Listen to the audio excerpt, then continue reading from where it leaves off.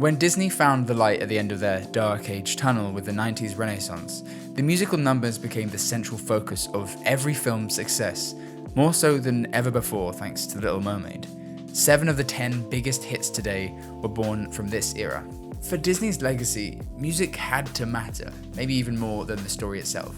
Not just for the accolades, but for the merchandise, the memorability, the cultural presence that would keep people adding it to their karaoke queue for decades to come. But there's something about this soundtrack, released right at the close of their millennial golden age, that's resonated in a unique way with audiences all the way to present day. Clearly. There's a reason why Phil Collins went so hard, and why it makes us feel this way at all. But even with all of Disney's magic, there was no repeating a feeling like this. Not with all the adult contemporary pop rock artists in the world. Phil joined the Tarzan team pretty much from day one.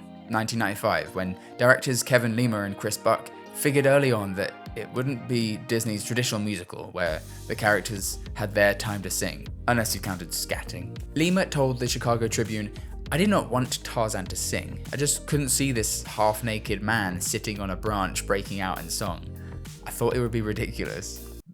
Good call. I hate every ape I see, from chimpanzee to chimpanzee. And since Elton John's Circle of Life struck gold for the studio, it made sense to give another wildly popular adult contemporary artist a try.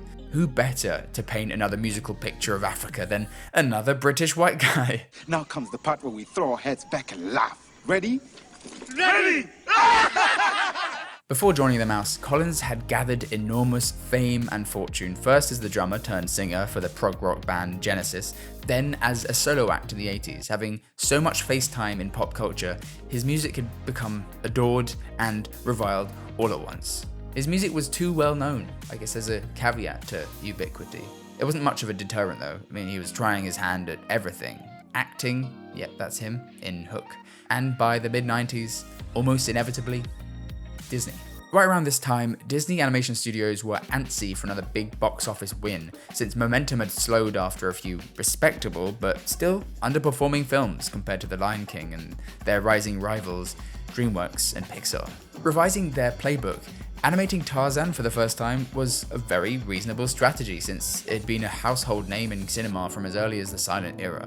When fellow household name Phil Collins took the gig, he brought with him the two defining qualities of his career up to that moment. There was his vehemently vanilla pop sound that had already covered so much ground on the radio, and his most trusted tool of the trade, secret sauce to his hard-hitting soundtrack, the drums.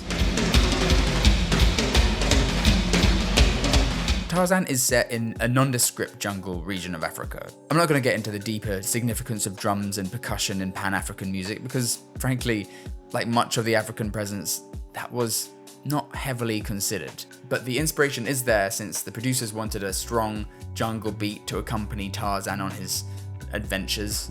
Well, Phil Collins is all about the drums. He was one of the wealthiest drummers alive by 2012, second only to Ringo Starr, and drums like you hear in Tarzan just weren't present in past soundtracks. Even the Circle of Life was more choir-based than percussive, and the power and energy coming from a drum-centric soundtrack is palpable and pretty much universal. All 5 songs scream percussion louder than the classic Broadway energy Howard Ashman and Alan Menken imbued into The Little Mermaid. By the way, Bobby, aka The Afternoon Special, aka the Miss Honey of pop culture, has her take on this crucial quandary on her TikTok that you should check out too in the link below. Her wealth of pop culture knowledge is astounding. She's also now on YouTube, and her inaugural explainer breaks down the success of Shrek, which, I always have time for. 30 seconds. That's how long the percussion gets to jam out before the rest of the orchestra joins the opening song, Two Worlds. That multi-layered locomotive rhythm carries throughout the song, up to just past the 2-minute mark where Phil gets to start loading back up again with all sorts of percussive elements. This rhythmic motif is all over the film. In fact, it was so prominent that some critics couldn't help but feel like the effects wore off a bit after the 4th time hearing it. How on brand for the omnipresent Phil Collins. Nevertheless, the drums' domination added a contemporary pulse to the songs that all the colour and themes of the decade's prior soundtracks hadn't expressed. There's a reason we feel these drums so hard in the first place. It's in our evolutionary biology. In fact, it's in the biology of all primates, and it's even known to heal us. Neurologist Barry Bittman led studies on the potential benefits of drumming. Results show that participating in drumming circles helps to fortify and increase natural killer T cells that fight cancer. The beats replicate and manipulate our own heartbeats. Even our primate relatives have been studied making music with drums. Combined with Phil's notoriously vanilla pop sound, it's no wonder it still resonates today. You'll Be My Heart won the Academy Award and the Golden Globe for Best Original Song, and the album won a Grammy for Best Soundtrack Album. It was an undeniable success. So what did it mean for the future of Disney's soundtracks? Well, the next one to try it out was The Emperor's New Groove, released in 2000. You can learn the full story of The Emperor's New Groove's production in It Was a Show's video linked in the description below, but the long and short of it is that documentarian Trudy Styler filmed the production of what was initially titled Kingdom of the Sun. Her husband, and another very famous name in popular music, Sting, was brought on board to write the songs. And the result of this documentary is a fascinating, spiraling mess of production woes buried in Disney's archives, and it's a film named The Sweatbox. When the script changed drastically halfway through production, Sting was discarded. So, how you feeling, Sting? Well, I thought I'd served my time with Disney, having written 6 songs that they accepted, right?